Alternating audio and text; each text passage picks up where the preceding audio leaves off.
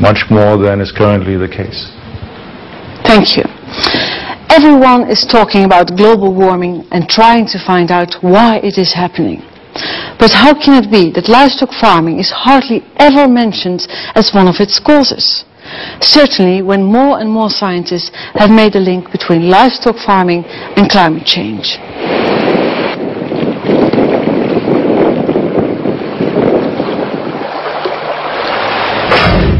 It's not generally known, but between 40 and 50% of all cereals are not eaten by humans, but by livestock. And for soy, that's about 75%. If you consider that it takes about 7 kilograms of grain, that's corn and soybeans, to just make 1 kilogram of beef, we're talking about hundreds and hundreds of hectares of soy being planted in former rainforest to provide meat. That's not a very efficient way of producing protein food.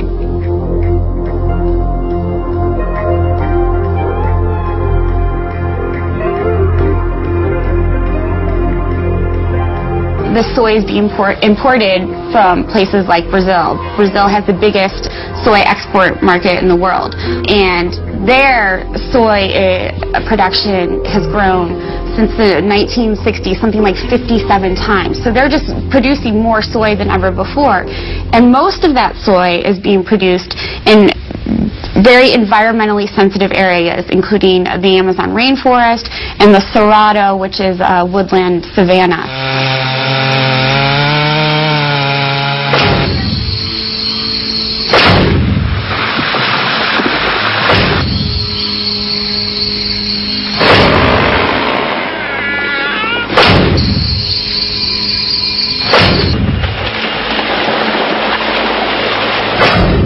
What can I say? It's a disaster.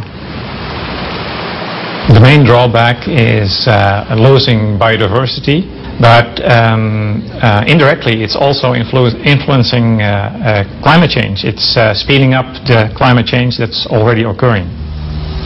Carbon sinks are places in the world like the rainforest or the Cerrado or some agricultural lands that soak up and sequester carbon, and when those are lost, we're losing a very important tool in the fight against global warming.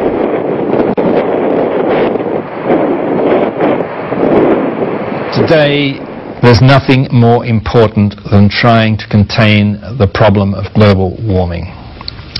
And to do that, we cannot afford not to pay attention to agriculture. If we want to just achieve a fairly conservative objective in this sector, which is to stop this sector adding more by the middle of the century, then we have to take quite radical steps, because the natural dynamic is that as populations get richer, they almost universally consume more animal products. In the global context at the moment, this argument really, in a way, focuses on China, because China is the biggest increaser in meat consumption. It's doubling every 10 years. The population of pigs and chickens in China is doubling every 10 years. These are monogastric animals. They don't create a greenhouse gas problem in terms of methane release, but they do create environmental problems because they have to be fed. And the feedstuffs have to come from global sources, and they come from soybean production in Brazil, which comes from deforestation and so on. If the rich countries keep on consuming at their high level, and countries like China come up to our high level, then the situation will be much worse, and that will make it very much more difficult to achieve global warming targets overall. So it's rather strange that most governments only focus on quick fixes, like taxes on gas guzzlers. Certainly when you realize that research shows that in a year a cow in the Netherlands will produce just as many greenhouse gas emissions as a car that drives 70,000 kilometers. 70,000 kilometers. This means driving around the globe more than 1.5 times. In a medium-sized car, I should add. The image we get to see of global warming is always so one-sided. we only get to see factory chimneys and traffic jams. Where are the public information campaigns about the relationship between carbon emissions and eating meat? I certainly haven't seen them yet in the Netherlands, despite the fact that we slaughter 500 million animals here each year. Animals, however, discover exactly what factory farming is very early on in their lives. Piglets, for example, are castrated without anesthetic.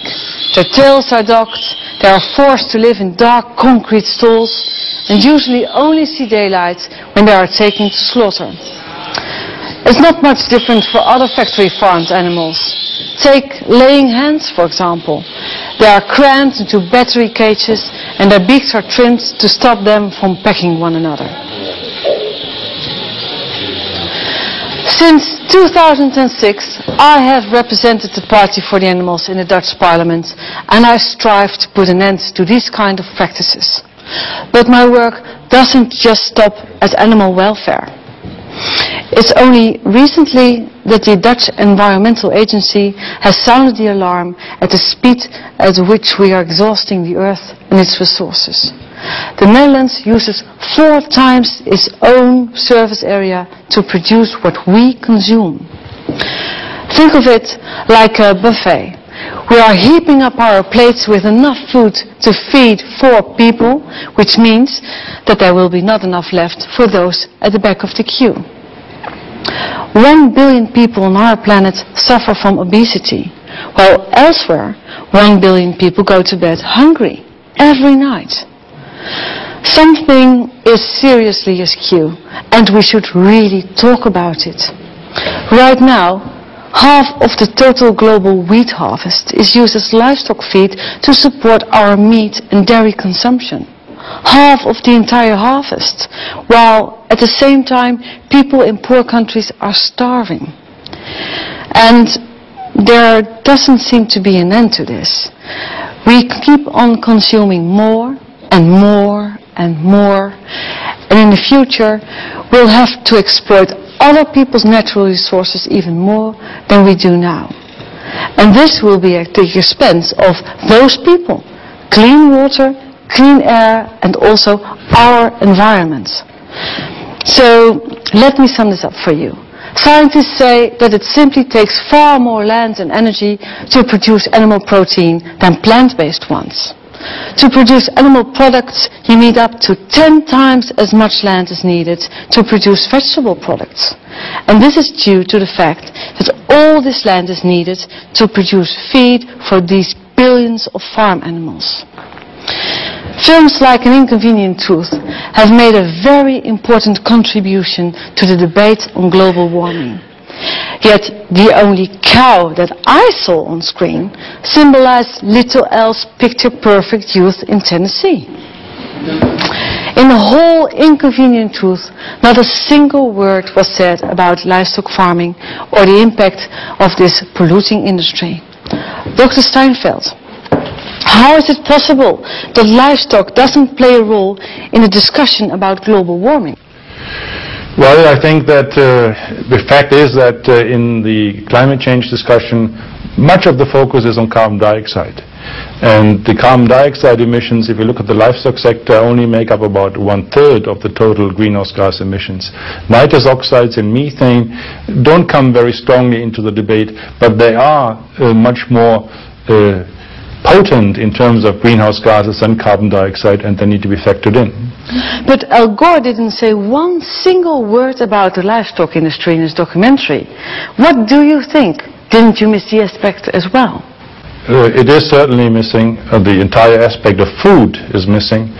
And I think everyone needs to know that food and agriculture contributes to climate change and has environmental impact.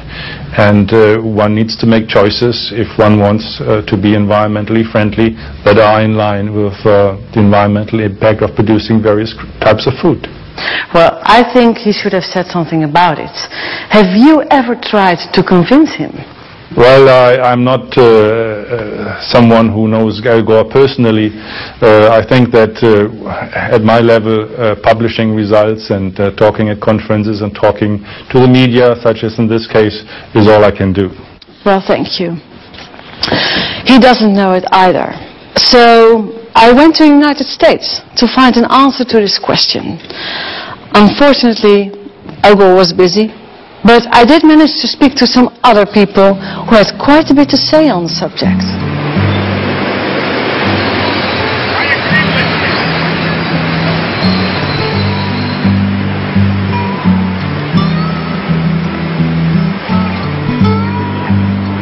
You look great. Hello. Hi. Some information? Thank you. Have a nice day. Hi. Hello. Hi. Hi. Hi, nice to meet you finally. Yeah. Yeah, you do such great work. Thank you. Thank you. Yeah. Having a good time. Yeah, what are you doing here? Well, we're At the moment? out here trying to show people that if they're eating meat, they're engaging in the #1 most environmentally destructive behavior they could engage in. And showing people that rather than cars and trucks and SUVs, even rather than planes, meat is the #1 cause of global warming. Do people believe that when you tell them? People are shocked to find out. We hear so much about cars and trains and planes and energy, and people don't realize that it's actually the meat on their plate that's causing global warming rather than the car that they're driving even. Get you some information here? Thank you. Thank you. How's it going? There you go. Check that out when you get a chance. Thank you. Check that out. Thank you. We use this catchy phrase, climate change. It's really just a way to grab attention and get people to look in our direction long enough for us to give them a leaflet and explain the issue a little bit further. And get them to go home wondering, how is it that meat causes global warming, rather than wondering what's on television tonight or what am I going to have for dinner tonight. Hey there. One of these. Thank you.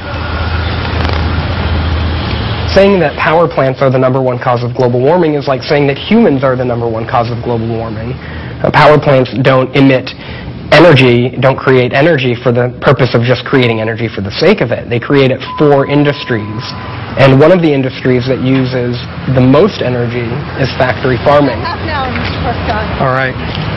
In the U.S., the meat industry uses about 1/3 of all the fossil fuels that we generate.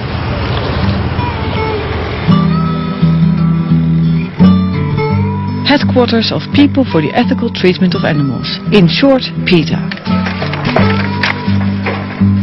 They have almost 2 million members and are active worldwide. I love this one as well. Oh, yes. This is very famous one. We've got this. I suspect that for Al Gore and for a lot of other people, it's just too inconvenient of a truth. Gore was a politician and is beholden to a lot of industry people in many different industries, probably in the meat industry too.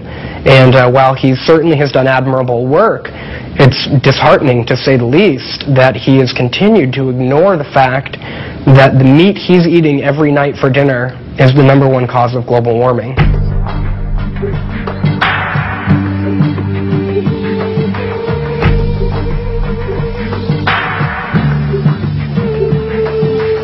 I'm Alicia Silverstone, and I'm a vegetarian. There's nothing in the world that's changed me as much as this.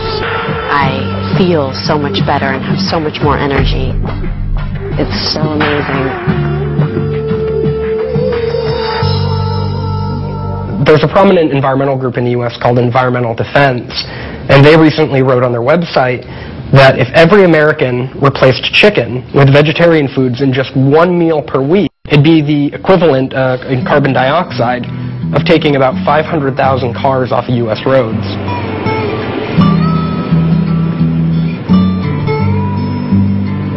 Here in the United States, big is beautiful. This applies to the cars and definitely to the steaks. The average American eats 124 kilos of meat a year, 44 more kilos than the average Dutchman. At night, at the hotel, I watch a classic about American factory farming. Here you go, Leo.